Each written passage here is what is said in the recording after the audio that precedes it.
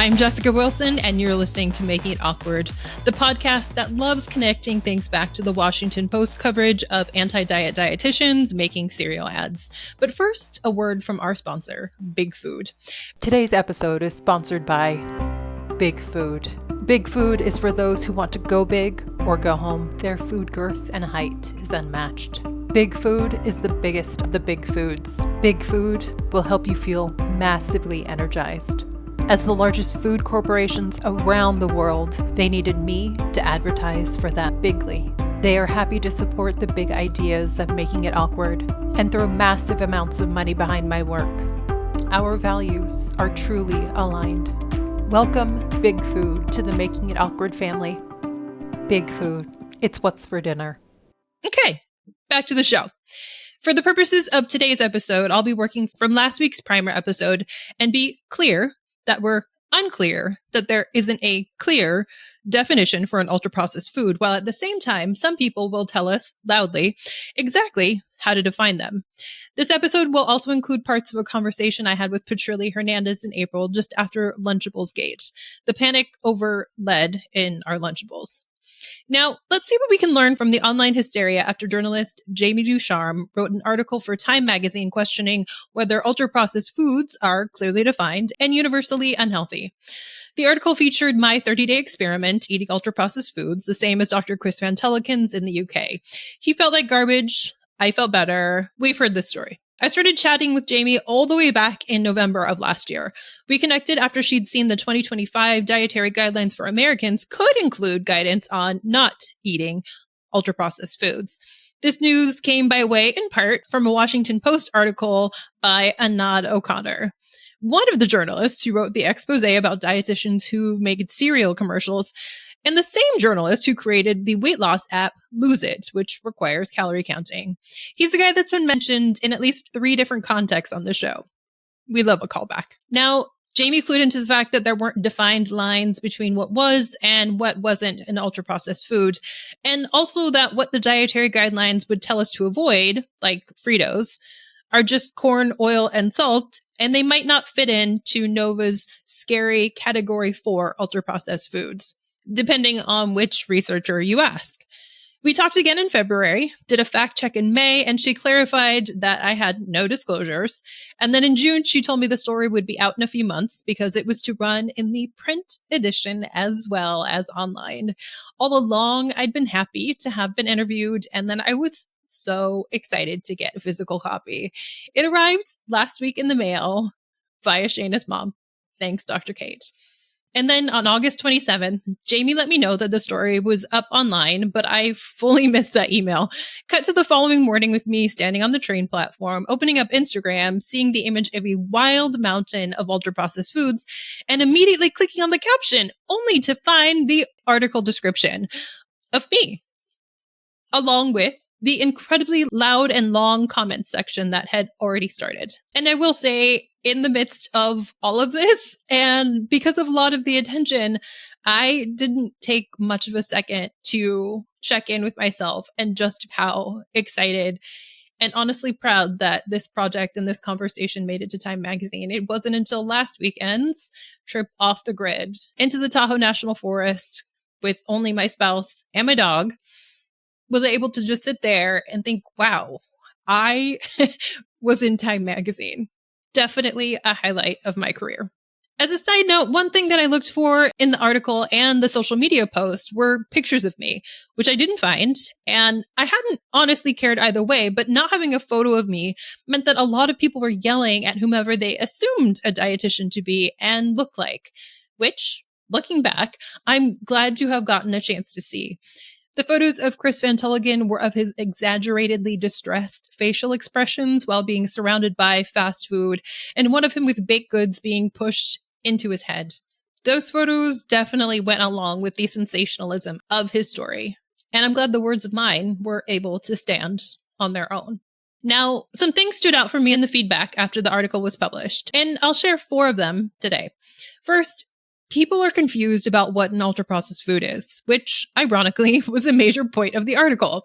The people in the comments were confirming the thesis without even realizing it. Perhaps if they had actually read the article, this could have been a different outcome, but I hope the folks at Time appreciated how true their story turned out to be. I'm more interested in this one because for as long as humans have existed, people have been able to make money when other people are confused. And I think that we're particularly vulnerable to confusion about food when it requires an infinite amount of choices and overwhelm can be common. There are always folks vulnerable to being razzle-dazzled into strong beliefs about food and their health for a variety of reasons. Additionally, food choices also offer us a way to signal health and elitism, which brings me to current thought number 2. Cost and assumptions about food processing are inversely related. The more expensive a food or supplement is, the less likely it is to be labeled an ultra-processed food by the general public. I made a video about Andrew Huberman's daily diet that includes the electrolyte beverage LMNT. In the comments of that video, someone started yelling that her LMNT wasn't ultra-processed because, quote, the only ingredients are salt, magnesium, and potassium. It has no calories, end quote. That was the argument. And I will say that most LMNT products also have stevia, natural flavors, and citric acid. The only one that doesn't is labeled raw. She then came back to say that salt was natural and therefore couldn't be an ultra-processed food. And again, I wasn't saying food was ultra-processed. I was saying the food product was ultra-processed. And I get it. A very expensive electrolyte beverage with salt in it seems like it would be a minimally processed and perhaps even healthy food. And salt is something that the public health folks tell us to stop sprinkling, and Van Tulleken himself has warned us that ultra-processed foods have. So it's the source and the cost of the things that matter the most. This also harkens back to the appeal to nature fallacy. As long as it's natural, it's going to be healthy, which would also include sugar. And then, by that argument, we don't need to spend money on LMNT. We could just be getting the clear Gatorade. The only difference there being some added modified food starch, something I can buy on Amazon and keep in my cupboard. And I mean, this recommendation is very on brand for me because Gatorade is now distributed by PepsiCo, a member of the Big Food Technical Corporational Capital International Alliance. So here we are. Something else this brings up is Big Supplement. Dr. Mark Hyman is CEO of Big Supplement. Gwyneth Paltrow is president of the board, and Dr. Oz is director of strategic communications. Mark has his own line of supplements, including those that he says are from the pharmacy, spelled with an F and not a PH, of course. You can get his super simple grass-fed chocolate protein from the pharmacy, which contains Hydro Beef, which is hydrolyzed collagen from grassed bavinal. That's spelled Bavinel. Perhaps the spell check wasn't working or something experimental is going on in the labs of Big Supplement. It also contains organic cocoa powder processed with alkali, organic chocolate flavor, sea salt, organic stevia leaf extract, and monk fruit powder for the low price of $69. I could also buy his fitness and performance stack of supplements. The stack of 5 products includes creatine, goat milk protein, flavored amino acids, a pill for my mitochondria, and another supplement made of a bunch of letters mashed together that I don't know how to pronounce. All for the low price of $279.99. Now, Big Food may be out there only for profit, but I guess Mark, Gwyneth, and Dr. Oz are out here making this cash so they can donate the profits to cities to build grocery stores and achieve income equity in communities, right? Oh. No? Damn. But maybe Mark or Goop will sponsor the podcast in that case. Anyhow, no one asked if I was sponsored by Erewhon, Whole Foods, Trader Joe's, or even Amazon. The specifics were Frito-Lay and Coke, and we're not surprised. The thing that we got to see play out in cringe-worthy fashion was that cognitive dissonance is incredibly uncomfortable. The easiest way to mitigate the tension that my experience of feeling better eating Costco pupusas created was simply to negate the possibility. One of the first comments in the article was somebody saying they simply didn't believe me. The fact that someone feels okay jumping into the comments for Time magazine and their only thesis is their disbelief is interesting to me. I can think of 472 examples where this wouldn't be a well-liked comment, but for this article, that wasn't the case. People's discomfort came through in their very loud and furious typing. The deep emotions that came up for people are so telling for me. As if how I felt said something about them. The article was so deeply personal to so many people. Others pointed out that the article was wrong because I was eating the healthy ultra-processed foods like chicken sausage, which again proved the thesis of the article. But the fact that chicken sausage and cashew milk yogurt could inspire people in such a way tells us something else. If those foods are ultra-processed, what does that say about us? Chicken sausage and cashew milk yogurt can't be ultra-processed foods because we eat them. If people who eat ultra-processed foods are supposed to be those people, not us, and those people are poor and gross, what does it say about us when we eat ultra-processed foods? Are we poor and gross? It simply can't be. This tension is unbearable. People are deeply attached to their ideas, and they desperately need me to be wrong. People felt better with the conclusion that the only way I could feel fine eating soy rizo was if I was being paid by Lucky Charms to do so. And sashaying over to the conclusion that I and Time magazine believe that people need to eat ultra-processed foods to be healthy was easy.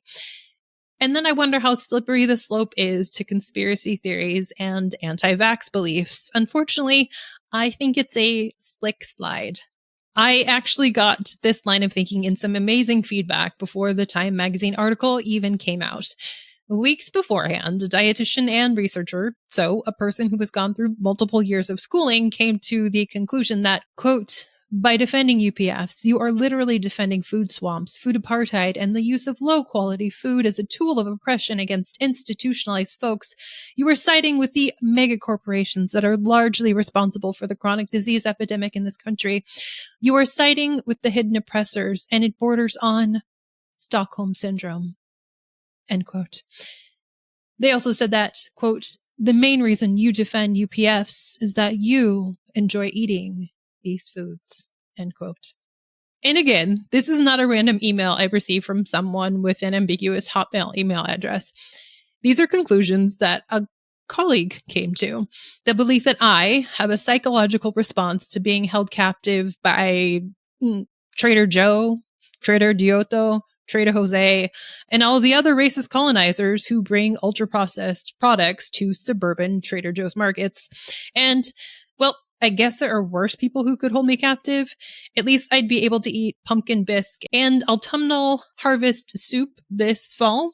The fourth thought I have for today opens up other episodes. Healthism and orthorexia run deep among Time magazine readers and many people on Twitter and Instagram. One of my favorite descriptions of healthism comes from the abstract of a 1980 article titled Healthism and the Medicalization of Everyday Life, which states, quote, by elevating health to a super value, a metaphor for all that is good in life, healthism reinforces the privatization of the struggle for generalized well-being, end quote.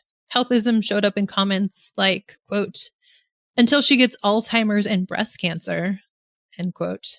Healthism opens up a big conversation, and I'll dig into these topics in upcoming episodes. If you'd like to share your experience with healthism, feel free to email or send a voice memo to makingitawkwardpod@gmail.com. And before we get into the second half of the episode, we have a word from our other sponsor, Sugar. Sugar crystals were made from fractioning, and now they sparkle in the sun. Sugar is a Nova Category 2 food, a processed culinary ingredient. Just like olive oil, it's not one of those Category 4 ultra-processed foods. So, do yourself a favor and eat sugar plain. Sugar. Sweeter by the spoonful. Trademark pending. And we're back. Now you'll hear my conversation with Patrilie.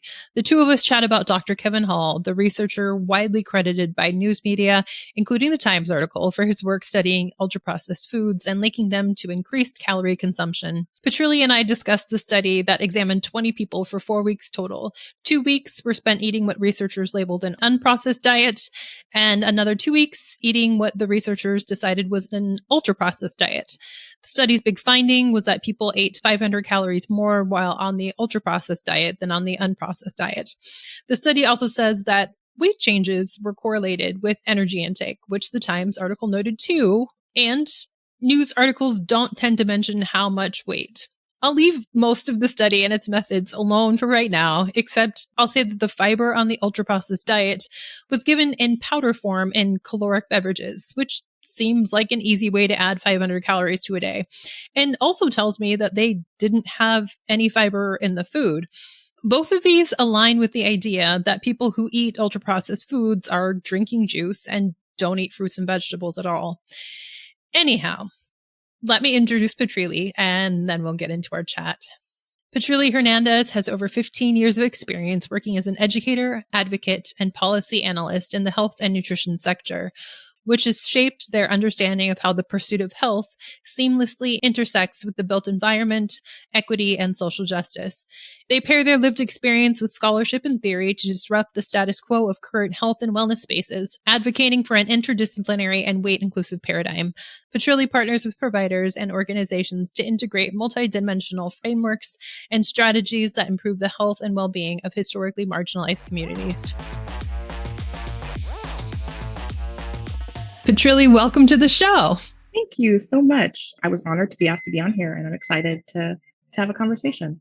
Yeah, there have been so many different moments of great feedback from you, and you have such thoughtful feedback. I know you did part of the Lustig Part 2 episode and had such a great contribution to that conversation. So I'm so glad to bring you back. Talk about UPFs, talk about Lunchables, talk about so many different things today. Yeah, so I feel like just over the course of the lifespan of your podcast, making it awkward, like, yes, I feel like the only reason I have insight and I'm able to think about things is because of the way you're able to present it. I think you put forward a lot of really thought-provoking content, and you're able to leave the listener with like a lot of things to chew on.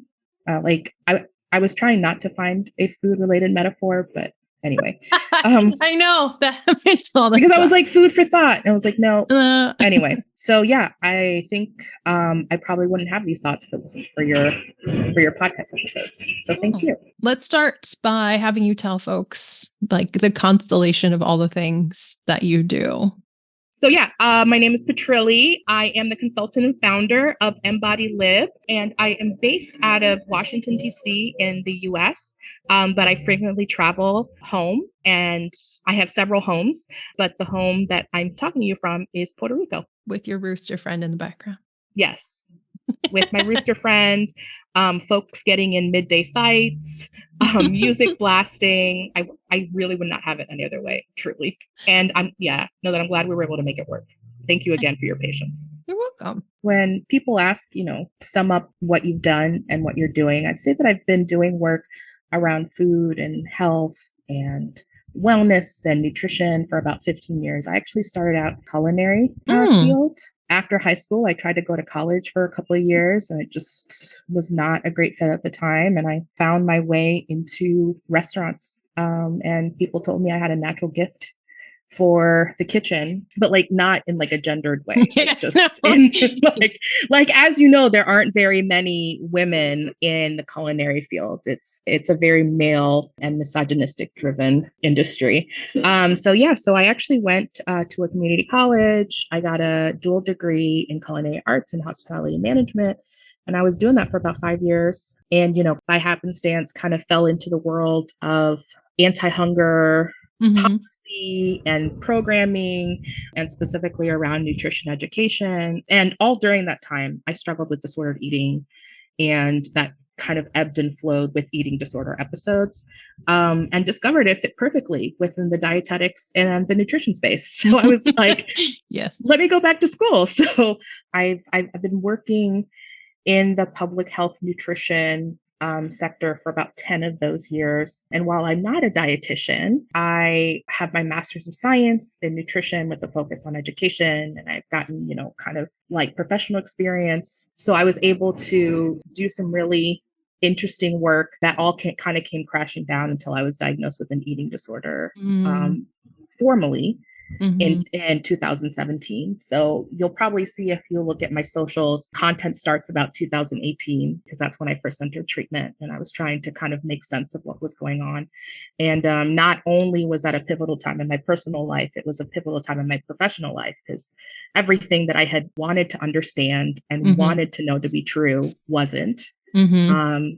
So that's where you see a big pivot in the work that I do today, which is I still do work in the public health sector, in the food access space and food justice space, but my approach and my politic has been radicalized. Can you say a bit more about anti-hunger work? I think that one's probably new for a lot of people.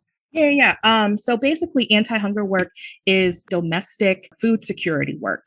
When we talk about food insecurity work, it happens here in the United States on two levels, like it happens on the domestic level, because the United States has pretty unique food system where food insecurity looks different than it might abroad. Globally, I know when it comes to food insecurity, there are differing factors to what contributes to it. For the majority, it's still all man-made. But the difference about the United States is that our food supply, we actually generate immensely more food than we can consume.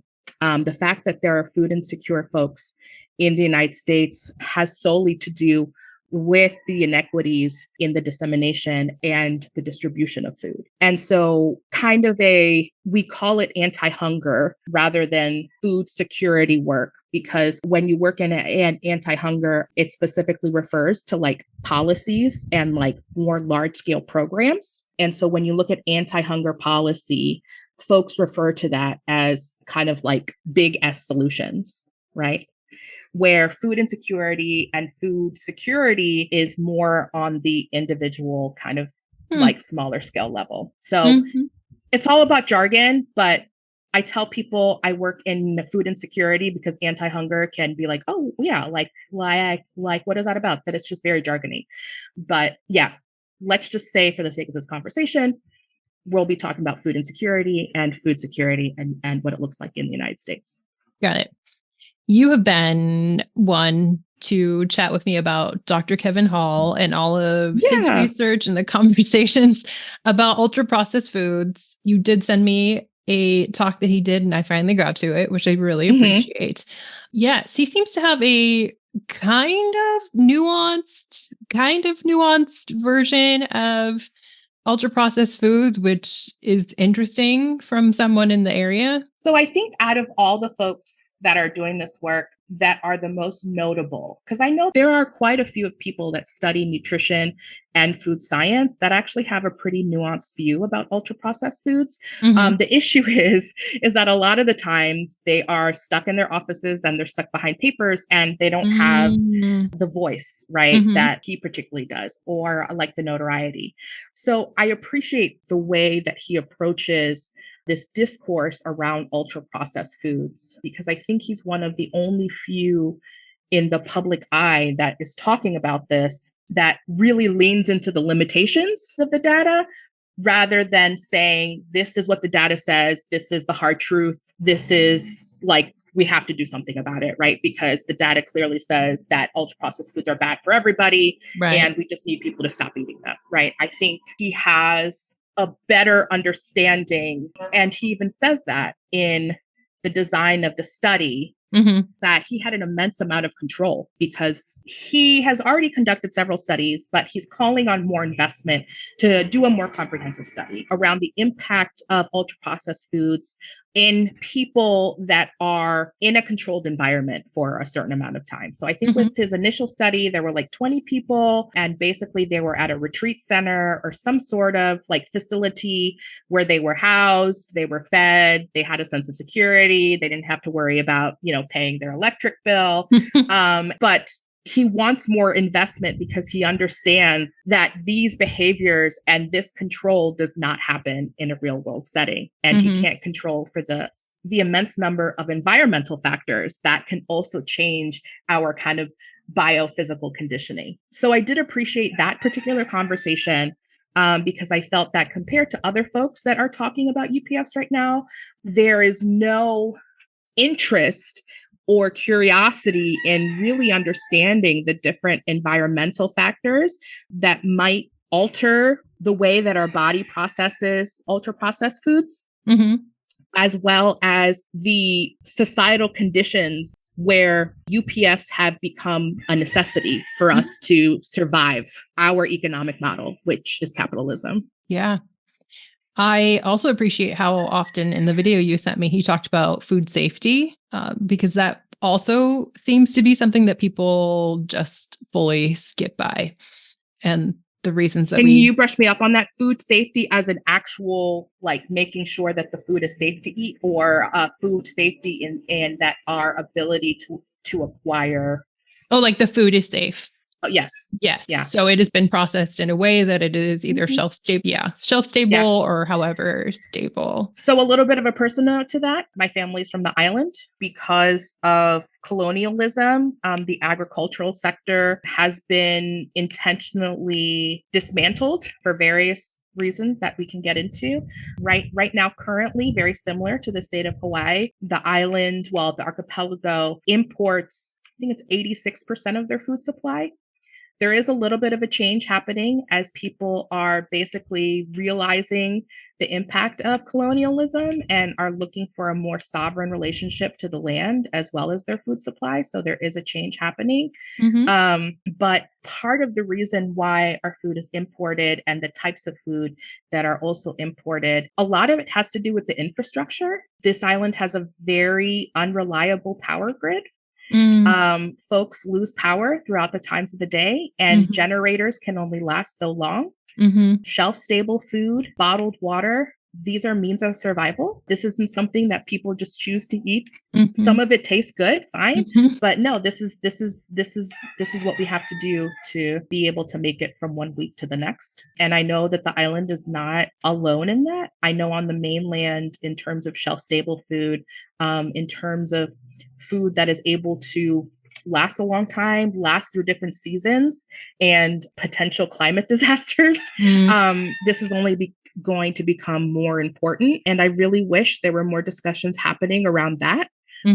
Rather than just telling people they're horrible for your health, therefore you have to put it into your hands and just avoid them at all costs. And like a guest you had on a previous episode, promote the idea that it's better not to eat than eat ultra processed foods. Right. Something else that Kevin Hall was suggesting might be an outcome of his research and other folks' research was the ability to impact both policy and industry. And I just was wondering if one, that was possible, two, what the outcome would be, and three, if it would actually solve anything, because we have policies, we have talked to industry, and it doesn't seem to be getting any better. Yeah. I think if we're not addressing the underlying causes, policy is not going to get us very far. An example that I always think of is how the city of New York has approached public health messaging and public health policy, specifically around nutrition over the years, where they have implemented different policies around, for example, a big one, they were a pilot for putting the calorie amounts next to menus. They limited the amount of fountain sodas you could drink. The sugar tax also, like the liquid sugar tax, they were one of the first cities. And what have we seen? People, because they live in a city where the hustle is real and you have to grind, you will find a way around policy to make decisions for you to make it to the next day. I bet if the city and maybe the country at large had maybe put more effort into stabilizing housing costs, making rent more affordable to folks where they didn't have to spend as much of their income and their time working, folks would be able to have the ease and the autonomy to make food decisions that take into account their health, rather than just being forced to move and navigate in a way that responds to the economic system at large, which is mode of survival, right? So when I think of cities, right, like San Francisco is another one, people will always find a way to be resilient because that's kind of what we've been forced into. And again, like conversations are not happening around what do we need to do to allow different members of the working class, of our working class in our working class communities? What are different ways that we can use policy to bring ease to their life, for them to have more autonomy in these types of decisions? Yeah. And yeah, they don't want to talk about that. No. And they're talking about how, I think it's Chile or Chile. Okay. Yeah, no, I know exactly what you're talking about. So yes, Chris Van Tulleken is saying that we need to have front of package labeling, low sugar, high fat, high sugar. Mexico does that too. I actually, one of my Instagram friends, well, she's a friend in real life. She's been in Chiapas for 2 weeks, and they have been a lot more aggressive about that type of labeling. I think she saw a label for, it was literally like 100% juice. And it was just covered in labels, excessive sugar, excessive calories. And I'm just like, who agrees that this is helpful? Right. Well, and the data does not show. No, it doesn't. Yes. And the idea or the data that I've seen is all this like associative like things, or did someone think more about a choice or whatever it is? And even if that is like the personal responsibility of choice, if public health is looking at like populational data, like what are we doing here? Yeah.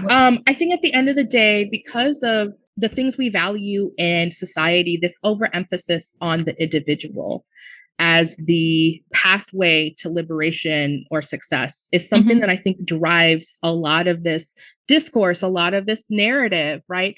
And the thing is that if people had choice, right? No, but if they really had choice, if they really had choice and they had to choose between two foods, and I'm not even going to name the foods because I don't even want to put any type of value on them, whatever food they choose, the fact that they have autonomy over it already puts them in a better position health-wise than having a very limited choice, right?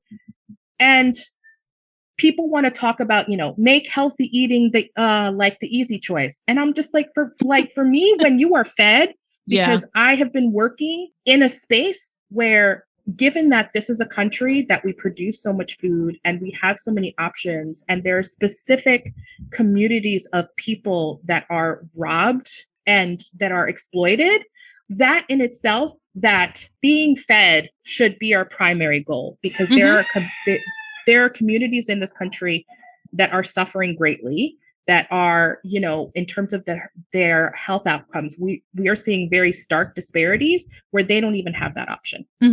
I am wondering what you think. I feel like the food hysteria has definitely ramped up. I can remember way back when it was Michael Pollan and Mark Bittman were trying to tell people how to eat food. There are a variety of white dudes who are, telling us that this next way is the healthy way, or avoid this, eat that, et cetera. And at the same time... And it's being co-signed by white women. Oh, good point. Yeah. All of the dietitians that, and other people. But at the same, like, as that ramps up and as we become more and more focused on what those foods are, like the disparity, the economic disparity, the equity just continues to increase. And I haven't been able to put it together. I'm wondering, like, is that people trying to differentiate themselves so far and distance themselves so far from poor folks that this is just what is happening? I don't know. So I think this has always been the case. You said that you listened to the Way Inclusive Food Justice webinar that I recorded a little while ago. Food has always been a marker for stratification. Mainly, it's been used to stratify class for millennia, as well as a way to stratify among like ethno-religious groups, things like that. The racial stratification happened, with the onset of European colonization. So it's always been there. I think there were a few things that took place that served as a catalyst for where we are today. And I would say, because the food justice movement, as it has its roots within the civil rights movement for Black liberation, right, throughout the 60s and 70s. Up until that time, for the most part, wealth disparities between specifically Black folks and white folks, pre-integration from an economic standpoint, there was a little bit more parity. And so we didn't see in terms of health outcomes and socioeconomic status, we saw it, but it wasn't in the public eye in the same way until the 1970s, and like the beginning of the Reagan era. Mm-hmm. With Reagan, we started seeing that kind of narrative, right, around this sense, around this welfare queen, right, with these stereotypes, that post-racial integration, that the downfall of our society was now because there were people that were supposedly equal to us, but they were still bringing the entire country down. Mm-hmm. And it starts from an economic lens. And I think food is just a way to justify that, right? Because at first it was the fact over, like public benefit programs that started in the late 60s, right? Mm-hmm. And like who was painted as benefiting from the system, right? Mm-hmm. Where if we look at the data, people across all racial ethnic lines benefit from these public benefit programs. But this narrative started post 67, entering into the Reagan era, where there was this kind of fixation on what choices are these groups of people making that are bringing this entire country down. Because before integration, we weren't having these issues. We were, but they just weren't in the public eye. So you see that with the 80s. So with the 80s, from a food history perspective, this is where you start seeing the emergence of more exploration around veganism. Yeah. Or more exploration around, God, I cannot remember the name of the movement, but this kind of plant-based alternative diet, right, as a way to health. And I see that period during the 80s as a catalyst for having kind of more race-based discussions around who deserves to be healthy based on who is eating what. And with the 90s, you see the onset of folks like Michael Pollan and Mark Bittman, right, that have their own kind of agenda, I think, and start pulling from those pieces in order to kind of create this kind of broader public interest in what people were eating and what that has to say about your class and your position within society. And the thing is that this timeline is not linear, because a lot of things are happening at once. During the mid-90s, you see like William Dietz, that he releases his report where he has this map that supposedly shows a very clear overlap between those struggling with food insecurity and those with higher BMIs. So just from what I am sharing with you, where do you think the map would be most highlighted? I remember those maps. Yeah. So it would be predominantly in the South, yes. And in predominantly low income, like majority Black areas, right? So these things are becoming more accessible to the public, and they start kind of piecing these things together around food elitism that started happening like in the 1980s, this notion around BMI and health, like in the 90s, the, assertion that people that were food insecure were more likely to have a high BMI. People that were food insecure the reason they have a high BMI is because food insecure people are eating foods that are not acceptable. So I think like that culmination between the 80s, 90s to the early 2000s, till about 2008, I think there were like kind of like a lot of different things. I kind of feel like I'm that Charlie Day meme where like he's like this with like all the different kind of red ribbons that are connecting to the board. But I feel like in terms of where we are and the sense of food hysteria, especially as it connects to race, as it connects to people that are experiencing food scarcity, there were a couple of things happening where at one point in time, they all kind of came together with the shared agenda saying that, the food system in this country, there are certain people that are exempt from judgment or around how they participate within the food system. And there's this whole group of people that we need to keep a close eye on them because they are the reason that this country is failing, that this economy is failing, et cetera, et cetera. And it's all used to uphold the same stuff. This is kind of a segue into Lunchables. Okay. Okay. And again, Patrilie and I connected right after Consumer Reports published a report that showed that Lunchables, along with other foods, had potentially concerning amounts of lead in them. Consumer Reports then called on the Department of Ag to remove Lunchables and lunch kits from the National School Lunch Program. And a bunch of other scary stories soon followed. Let's get into that discussion. And how long, I don't even know how long they've been around, but I know you have spoken and I have spoken about how the rich kids got to have Lunchables. Yeah. So my experience with Lunchables, so I'm 39 years old. I first saw Lunchables when I was probably close to 10. So in the early to mid 90s.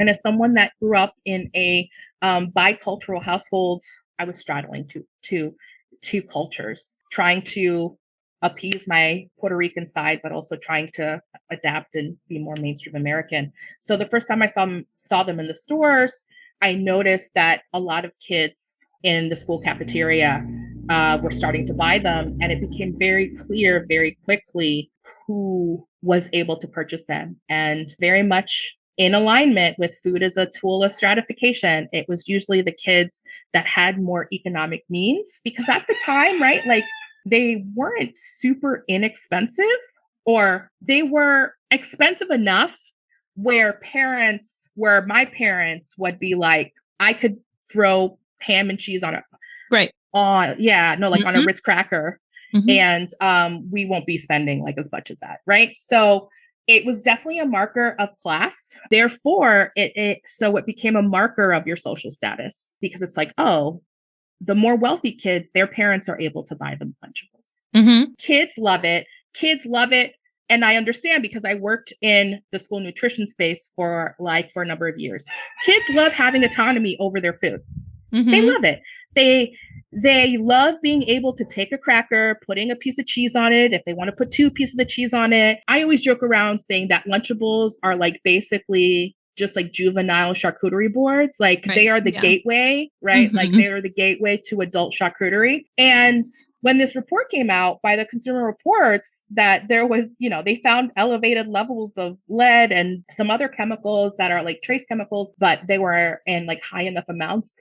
Like, I was like, why didn't they do this like 20 years ago? Like, why is the concern now? What was the point? Like, when was the point in which we decided that Lunchables was no longer a cool food for the rich kids at school, that now everybody's up in arms because poor kids are eating it? Right. Like, is that basically what's happening? I don't know, but I think that's a very clear argument to be made. I would not say it's because people were actually concerned with poor kids, because when has that ever happened on a federal regulation side? Well, so this is what I find interesting around this food hysteria, and how this is a way to control the resources and the actions of those seen as less than. I think as food being used as a method for control, the thing is that Lunchables were being purchased by wealthier families, moms, everyone, right? That have a lot of the same challenges that lower income, lower resource parents have in terms of feeding their kids, right? If it's a 2-parent household, if they're short on time, right? If they have to make choices between feeding their kid this microwavable meal or helping them with their homework, you see the same challenges kind of across socioeconomic lines, right? So like across the spectrum. But the way that food hysteria is used as a way to police the actions of those seen as less than, it doesn't surprise me that now there's all of a sudden like a concern, and why people in general are so much more concerned with the food that poor people eat than people of a higher socioeconomic class, even if they're eating the same thing. Because they are. My muscle around empathy I've really been able to utilize, especially over these past 3 years, because I think when I first started in my eating disorder recovery, I was stuck in really binary thinking around health, around food, around body size, and the different experiences that people have around those things.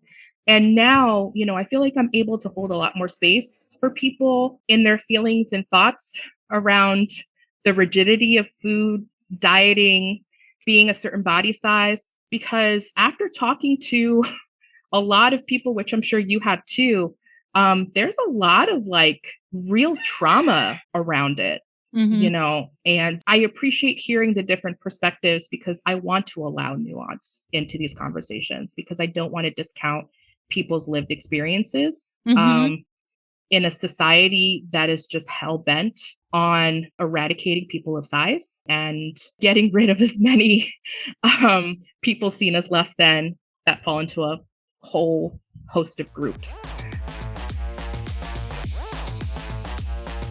Thanks so much to Patrilie for coming on the show. You can find more about her work, including the webinar I took, at the link in the show notes. You can also find her on Instagram at _bodylib_advocate. And thanks so much to Jamie Ducharme at Time and her team for covering ultra-processed foods, the confusion about them, and my ultra-processed food experiment. Thanks again to our sponsor, Big Food, who recommends that your food be at least 6 feet tall, or else it's not worth buying. This show is edited and mixed bigly by Jen Jacobs. If you could leave a gargantuan rating or review, it would be massively appreciated. You can become a giant supporter of the podcast on Patreon. And this episode was sponsored by the huge legacy of Sacramento L Board Services.